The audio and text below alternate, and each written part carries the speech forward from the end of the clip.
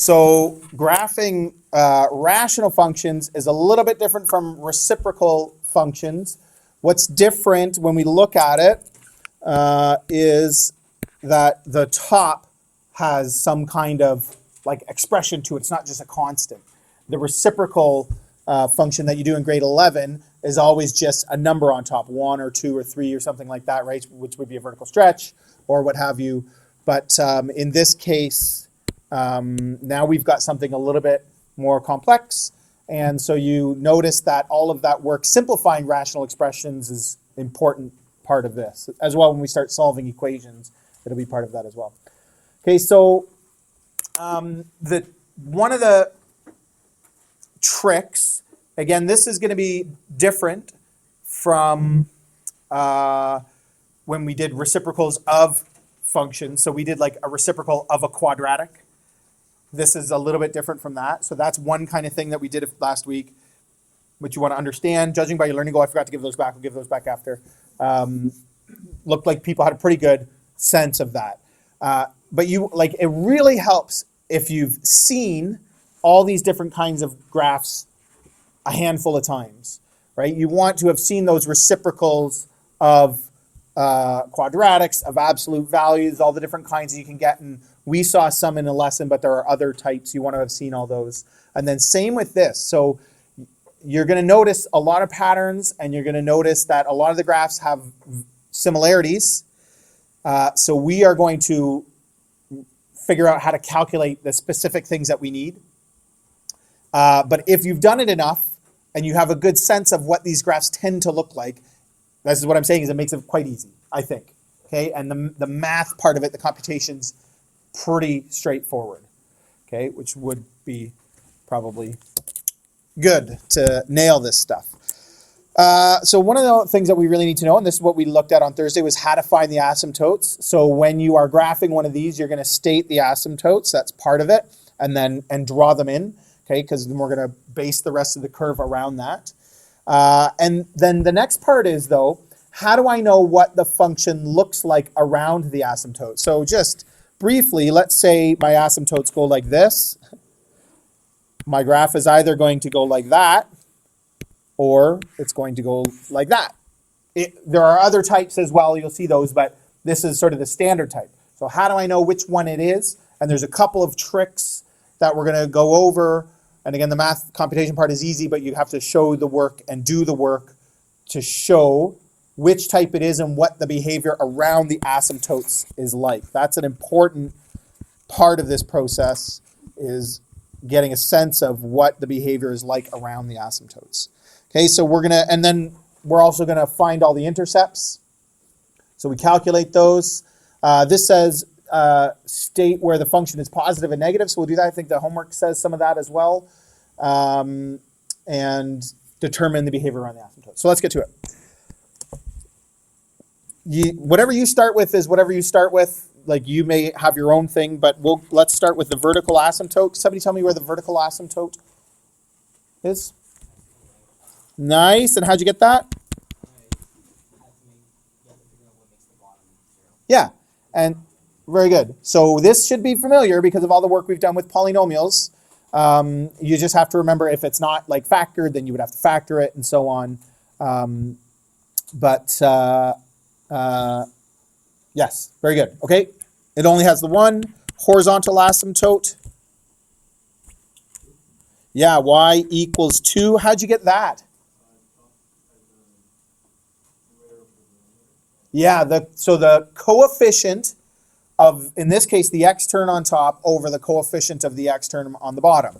So this is 2 over 1, which is just 2. So it's y equals 2. This is what I would worry that some people might have kind of missed, because when we were exploring that on Thursday, the process that we used to explore it was a little strange, a little convoluted, but that was just messing around. Actually, how we use it should be easy. This only works when the degrees are equal on the top and the bottom. So they're both degree 1. This is the most common graph that we're going to look at. This is the main type that we're looking at. So this is the kind that you're going to get the most used to, and the degrees are the same. So it's just the coefficient of the x over the coefficient of the x. That's it. If the degrees were different, then you can still figure it out, but you want to look into that, and you can ask about that if you're still not sure. We did talk about that. I did talk about that in the lesson on Thursday. And again, part of over the next few days graphing these things, I really encourage you, if you're not sure what it looks like, check the answers in the back, graph it in GeoGebra. You want to get familiar with what these graphs look like. Just like quadratics in grade 10, when you first start, like lines are one thing, right? They're kind of easy. But when you start graphing parabolas, at first, it's very strange. Every year, the first couple of days, people don't really get it. And then by day 3, and in particular day 4, all of a sudden, it becomes clear because you're familiar with what a parabola looks like. And those important properties, the vertex and so on, start to become more clear and obvious to you. Same thing with this. You want to work with it enough until it gets kind of clear. Okay, let's do the x-intercept next. Or let's do y-intercept next. Maybe that's a little bit easier. Y-intercept occurs, you don't have to do this whole thing because you can probably kind of do it in your head. But when x equals 0, so I just literally sub in, right? I wouldn't usually show this, but y equals 2 times 0 plus 3 over 0 plus 5. So y is 3 over 5. And the x-intercept occurs when y equals 0. What will make y 0? What could I do to make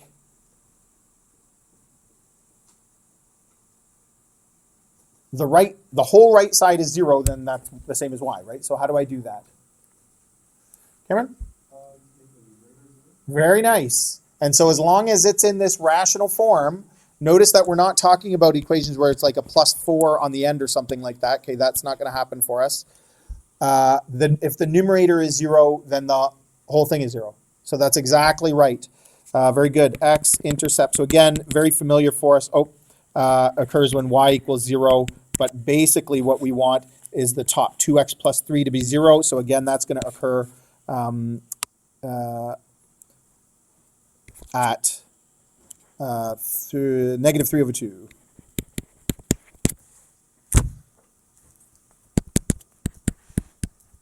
Kind of nasty intercepts, but anyway.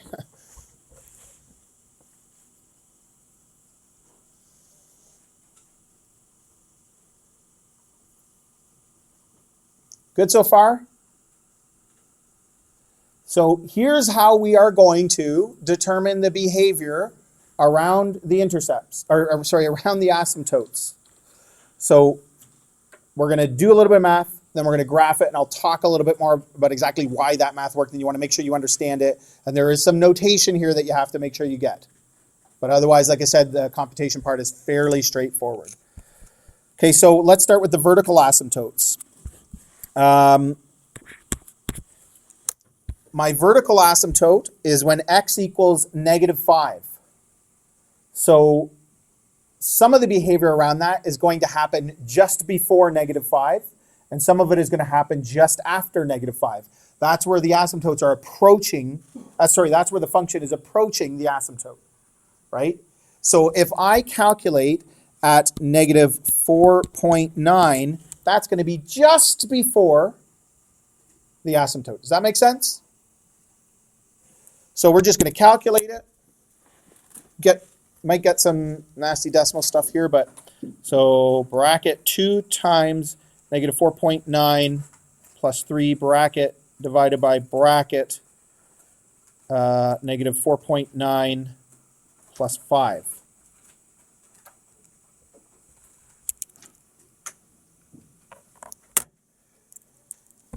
I got negative 68. Somebody check that, make sure that's okay. And then f at negative 4.99. So we're going to check, we're going to do two values. That's just our rule. That's like a math class rule.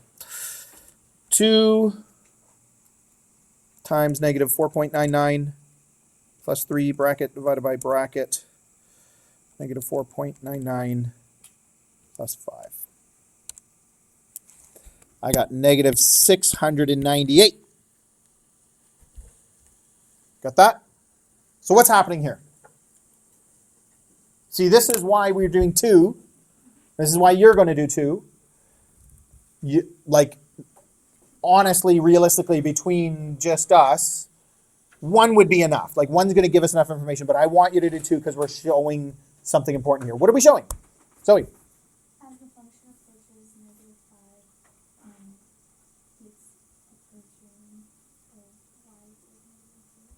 Yeah, very good. Okay, so good. Like, but just that's great. Just in general, as we're getting closer to it from that direction, you got to know which direction we're approaching it from. Y is getting smaller. It's getting bigger negative. So it's getting smaller. So it's going down. So as I'm approaching, and this is approaching from the right, as I'm approaching from the right, it's getting, like Y is going to negative infinity. Exactly right. So this is how we're going to show that. As x approaches -5 from the right, the plus sign after the fact means from the right, y approaches negative infinity. The negative in front of the infinity is different, okay, from having a negative or a positive after. So that's a little bit of a notation thing. Okay, so let's do from the other side, f at -5.1.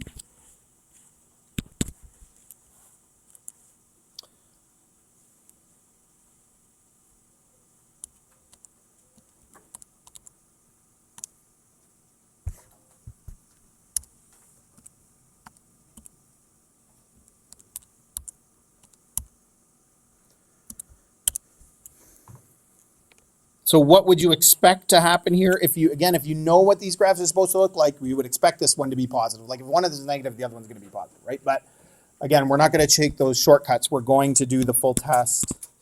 And then the next one's going to be -5.01. So again, we're getting closer, but we're approaching it from the left now.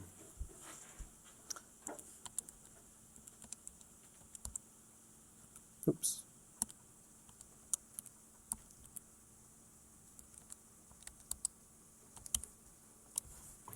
And I would expect this to get bigger just like that. So again, as we approach x, as x approaches -5 from the left, that's what that little negative means.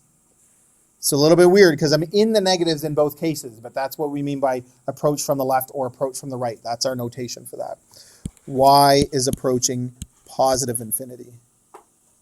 Okay, so if you want to put down your pencil for a second and just watch, I'll do my asymptote at x equals -5. I would be using a ruler for this. Folks, you really should have a ruler and use a ruler whenever you're doing a straight line. Okay. And so what is this saying? As I'm getting closer and closer and closer from the right, it's getting smaller. That's what that means. This is what this graph looks like, right? As I got closer and closer and closer, -4.9, where's that? That's right here. -4.9 is even closer. It's getting to be negative, more negative. As I approach from the left, -5.1 and 5.11, or sorry, 0.1, getting closer and closer, it was going positive. So that's what my graph is going to tend to look like. Okay, we're not done yet, though. We have some more information that we want to get. Oh, we could do our intercepts. We could put them on there. Okay, so horizontal asymptote at y equals 2. Let's put that in. And these nasty intercepts, 0 and 3/5. So just over halfway. And -3/2 and 0. Something like that.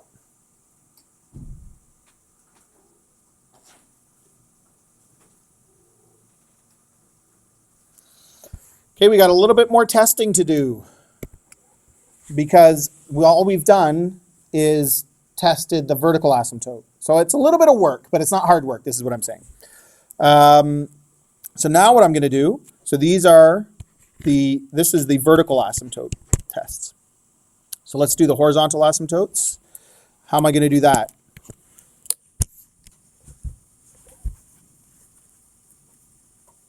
Another part of the reason why I want us to go through this exercise is because it helps you, like when you ask yourself, why am I doing this? Why are we doing this? It helps you think about asymptotes and what the behavior might be like around there. Like you're just going to make that connection. Alex, what do you think? Right. So I'm going to take, like I'm going to do two tests. So we're going to check f at 100 and f at 1,000. f at negative 100, f at negative 1,000 kind of thing, and see what's happening. Okay? So let's do f at 100, f at 1,000.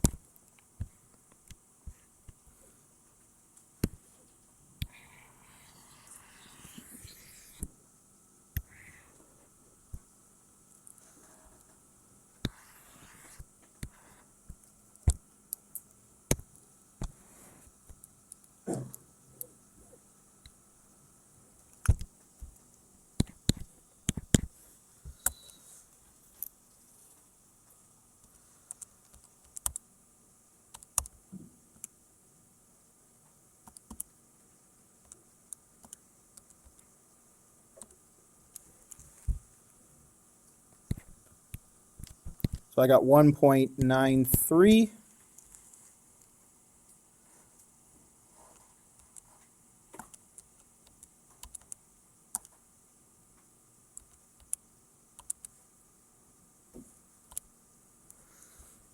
And 1.993.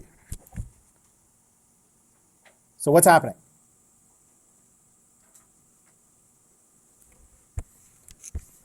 If you want to watch.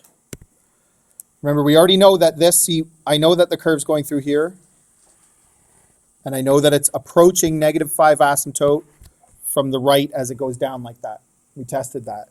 So obviously it's like I know that once you've done some of it, you know what it's going to look like. But again, it's just part of the work that we do. But take a look at how the math that we did confirms that the rest of the curve looks like that. As I'm getting closer and closer to 2, but from below. It was 1.9, now it's 1.99. It's getting closer to 2, right? And if I went 10,000, it'd be even closer. 100,000 would be even closer. It's never going to hit 2, but it's going to get closer and closer and closer to 2. Does that make sense? So then we say as x goes to positive infinity, y approaches 2 from below. Not negative 2. The 2 has to be on the other side, or the negative sign has to be on the other side, 2 from below. Does that make sense?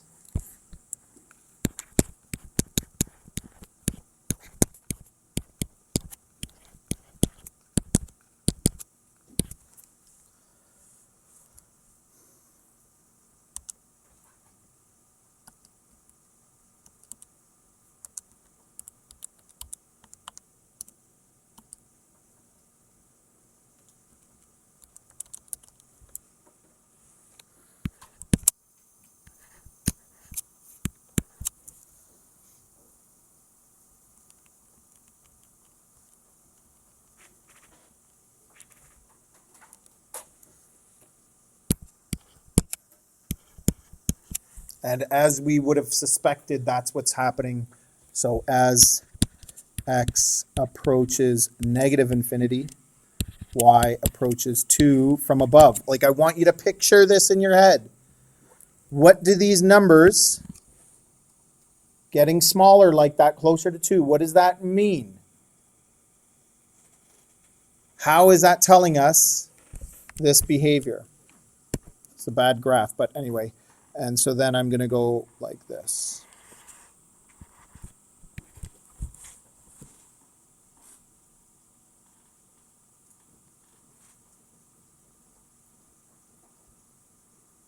Any questions?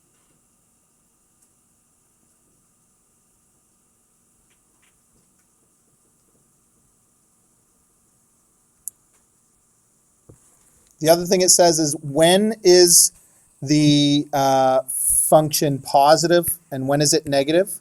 That's different from when is it increasing and when is it decreasing. Okay, it's not the same thing. It means literally like, when is it above the x-axis? When is it below the x-axis? When is it positive? When is it negative? So this graph is positive from negative infinity up to right before negative 5. And then is all of a sudden negative for a little while, and then again becomes positive at the x-intercept. So so after you've graphed it, or after you've done some of the testing, you would also know when it's positive and negative. Okay. So if you're asked to state this as part of your answer, it's positive. In this case, from negative infinity less than x less than negative 5 and negative 3 halves. Whoops. And when x is greater than negative 3 halves. And it's negative. That's my symbol for negative. From negative 5 less than x less than negative 3 over 2.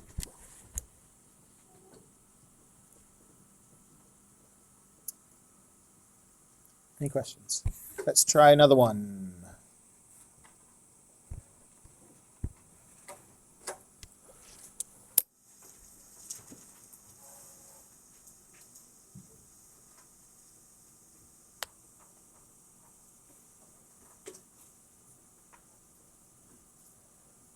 That's essentially it. We're going to look at a couple of examples that are a bit different. Otherwise, that's essentially, like, every one of them is basically the same. If you are required to do the testing around the asymptotes, that's what it would look like. It would be like 8 values. But if you have a good calculator, you actually don't have to punch it in every time. You can kind of just do it once and then edit it, right? Like, it would be easy to do it fairly quickly. So I would encourage you to make sure that you can do that a few times. But you are doing a lot of punching into your calculator. It takes a bit of time. And then intercepts, that kind of thing. Okay. What do we notice about this one? Mason? Okay, good. So let's do that. Y equals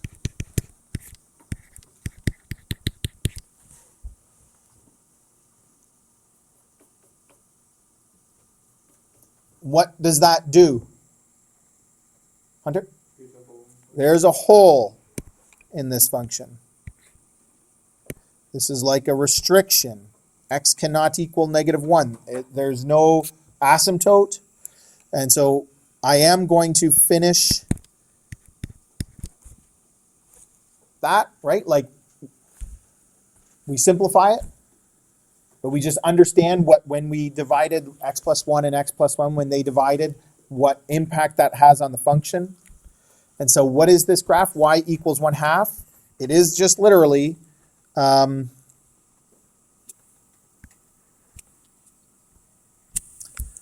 straight line, straight horizontal line through a half. And I'm going to show the hole. I'll write it down as well. Hole when x equals negative 1.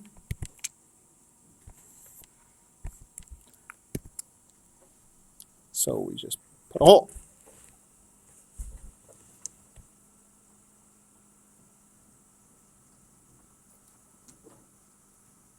But it's just a straight line. So you don't do, in this case, there's no testing around asymptotes or anything like that. It has a y-intercept. I mean, you wouldn't even calculate the y-intercept at this point. You wouldn't try to calculate x-intercepts. Like, once you notice what this is, you just graph it, right? A question like this would only be worth a couple of marks anyway, because there's just a lot less work to do. Simple enough?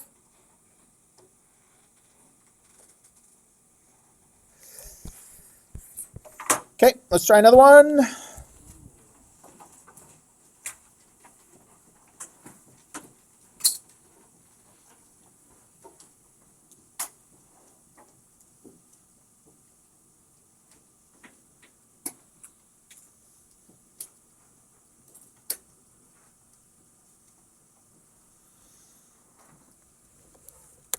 So we need to locate asymptotes. We need to locate intercepts. Then we're going to have to start testing behavior around the asymptotes. So what do we do first?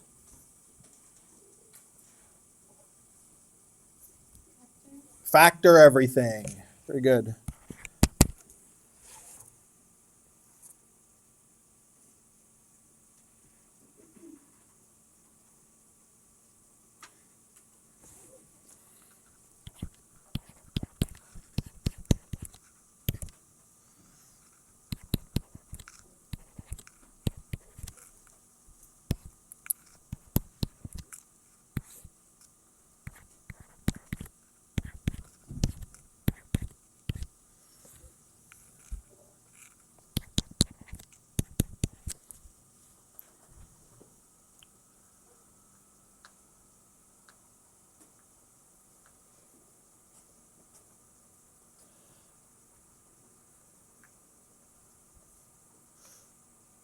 And so what do we notice when we factor? There's a hole. If that didn't happen and you ended up with like a quadratic over a quadratic, you've probably done something wrong. That's not the kind of thing that we're really going to do a lot of graphing of. So there may be some other purpose to a question like that, but typically this is supposed to be happening. So we end up with this function, which looks like this: y equals x minus 4 over x plus 2. So it's going to look like that, but it's going to have a hole at negative 3 over 2. So just quickly, again, I would go through and I would do vertical asymptote is when x equals negative 2. Horizontal asymptote at y equals 1, because it's 1x over 1x. X-intercept occurs at 4, positive 4, 0. Y-intercept is at negative 2. Just put in 0 for x's, right? And just calculate negative 4 over positive 2, negative 2. Okay, so just watch for a moment. Here's my graph. Let's see, vertical asymptote at negative 2. Horizontal asymptote at 1. X-intercept, Y-intercept. Something that's neat if you're trying to graph this accurately is there is, for the ones that we tend to see, there is some symmetry happening. So if I kind of look at this point here as like a middle point, if I go down and 1, 2, 3, 4, 5, 6, 1, 1, 2, 3, 4, 5, 6, this is going to be another point on the graph. You can check that stuff out for yourself if you're using technology to graph this stuff. But same thing, if I go over 2 and down 3, so over 2 and up 3, that's going to be, so it can give me some points of reference so I draw it a little bit more accurately. It's kind of nice. And then, whoa, that's what it looks like. I did skip testing the behaviors, which just to save time, because I don't think you need to see me do that again. But that would be a part of it. That would likely be a part of showing your work. If on a test you were asked to test the behavior on asymptotes, you'd have to show that work as well.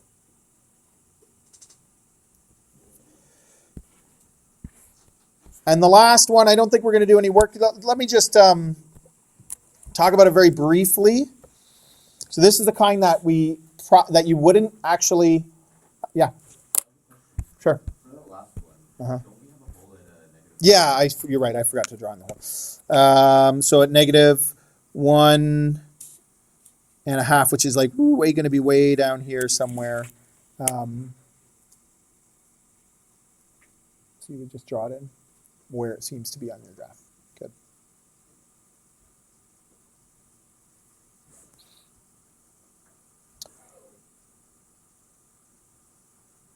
Okay, just wanted to point something out that's interesting, but you won't see this very much. If I look at this, what would be my vertical asymptote? X equals 0, because that's when the denominator is going to be 0. Where's my horizontal asymptote? We talked about, yeah, go ahead. No, yeah, Alex. 1. Why at 1? Because you split x squared apart to the 1 Except this is x. You're right, except this is x and this is x squared. So you always look at the highest degree. So it would be like 0 x to the 2 over 1x to the 2. But regardless, that's not something you have to really worry about too much, something that you can probably think about. But what I just want to look at the graph of this, I've got it up here. Let's turn this one on. Something that's interesting, I don't know that we need to take the time to test the behavior, but if you tested the behavior around the asymptote, so look, there is an asymptote here when x is 0, and you can see that it does look like there's an asymptote when y equals 0, and this one looks normal, right? It just comes down and approaches from above. But look what happens over here at this one. It's very interesting. It actually, there's an x-intercept. It crosses below. Again, if you look at the function, there would be an x-intercept at -5. Okay, so there is one there. It crosses below, but then approaches from below. So not something you're going to see very often, but if you are asking questions about this or wondering about what happened, or there could be a question where you don't have to graph it, but you had to test the behavior around the asymptote or something like that and make a statement on it when the degrees don't match, that's something that can happen, absolutely, where it's approaching y equals 0, but on the one side, it dips below it and then approaches from below, even though that curve in general kind of looks like it would approach from above on both sides. But that would likely not be something you'd be asked to graph, although in all honesty, if you tested the behavior, I bet you most people would come up with this graph. Again, that's something that's nice about that idea of testing the behavior around the asymptotes, is if it was a new kind of graph that you hadn't seen before, it would give you a very good picture of what it had to look like. It would even tell me that it's approaching from below. Like, so I would know when it crosses the x-axis, where is it positive, where is it negative. You would have a good sense of all of that stuff. So it really paints a good picture. Okay, we're not going to actually graph it though. Any questions?